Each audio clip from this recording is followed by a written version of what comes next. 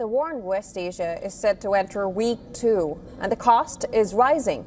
Weapons worth billions are being fired each day, and Iran is banking on capability to resist and deplete U.S.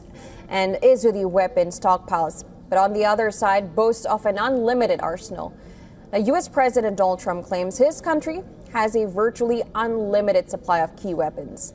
Now, his Secretary of War, Pete Hegseth, has dismissed claims that its weapon stockpiles is depleting. Hegseth claims that firepower over Iran and over Tehran is about to surge dramatically. Our capabilities are overwhelming and gathering still, as are those of our Israeli partners. Our munitions are full up, and our will is ironclad, which means our timeline is ours and ours alone to control. Admiral Brad Cooper, the head of U.S. Central Command, outlined the scale of Operation Epic Fury. In the last 72 hours, the U.S. has struck nearly 200 targets across Iran, including facilities connected to Iran's Space Command. He said the U.S. has also sunk more than 30 Iranian ships so far. As many of you know, and if you don't know, this was an original Iranian drone design.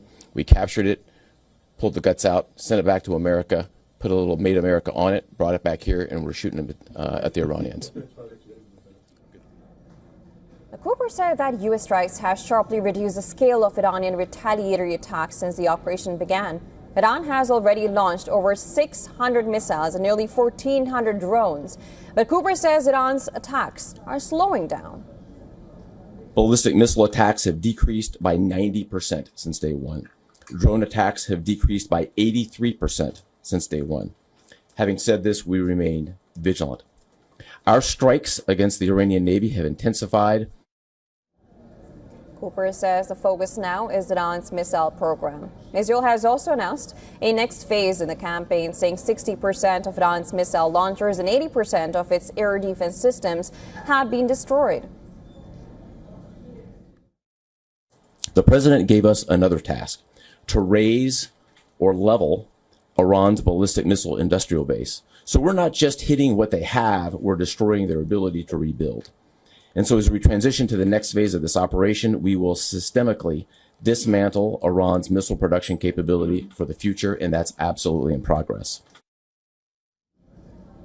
Iran continues to strike targets across the Gulf and in Israel. While its ability to fight back with its most powerful weapons is weakened, it is widening the war with low-cost drone attacks. One of its latest strikes came at Ali al-Salem Air Base, which hosts U.S. forces in Kuwait. Meanwhile, in Saudi Arabia, multiple drones and missiles were intercepted. With Iran looking set to stretch the war, Pentagon is drawing up plans to replenish U.S. munitions. The White House has summoned top defense industry executives for a meeting on Friday. The Wall Street Journal, citing an analysis by a former Pentagon budget official, reported that the first 4 days of strikes against Iran cost nearly $11 billion. And this includes reportedly $5.7 billion worth of interceptors to shoot down Iranian ballistic missiles and drones. Another $3.4 billion for bombs and other types of missiles. All right, to discuss more, we are now being joined by Dr. Gershon Baskin, Director, International Communities Organization and former hostage negotiator.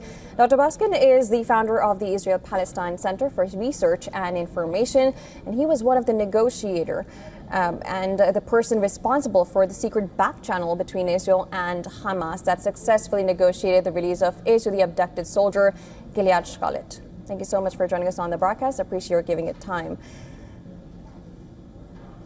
Now, thanks for having me.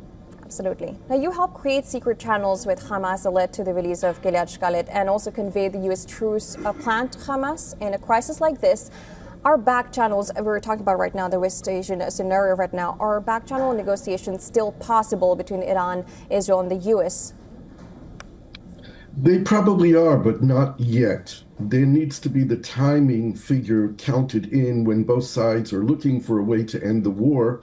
And we're not there yet, where we're still in the beginning of this war, and both sides believe that they have an advantage, or they claim to have an advantage, or all sides we should talk about, not just two sides. and they don't seem quite ready to talk. But talk is going to be important. The war will end with some kind of negotiated end to the war. We don't know exactly what that will be yet, because Israel and the United States are aimed at dismantling the ability of the Iranian regime to continue to control the regime. And the protesters from the Iranian public are beginning to take to the streets again, launching together military attacks together with the Kurdish population in the north of Iran. So we're not yet in the phase where talks would be effective.